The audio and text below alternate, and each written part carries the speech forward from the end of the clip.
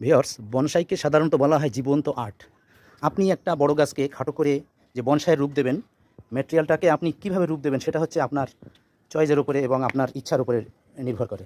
বিশেষ করে বনসাইয়ের কোনো ডিজাইন, স্পেসিফিক ডিজাইন নেই। 10 জনের মনের মাধুরী যখন মিশে যায় তখন ওইটা একটা ডিজাইনে পরিণত হয়। আপনি একটা বনসাইকে কিভাবে রূপ দেবেন এবং সেটা আপনার একান্ত নিজস্ব ব্যাপার। এখন বনসাই কিছু ক্রেতা আছে, তারা যদি চয়েস করে তাহলে আপনার ওইটাই সার্থকতা হবে। আমি গাছটাকে নিয়ে এসে দেখেন, আমার বিভিন্ন অস্ত্রপাতি নিয়ে এটাকে আমি মোটামুটি একটা শেপে নিয়ে আসছি। এখন আমি একটা টবে এটা রোপণ করব। আপাতত আপনারা দেখতে পাচ্ছেন একটা সোলার স্ট্রাকচার। এই সোলার স্ট্রাকচারে আমি আপাতত এটাকে রোপণ করব।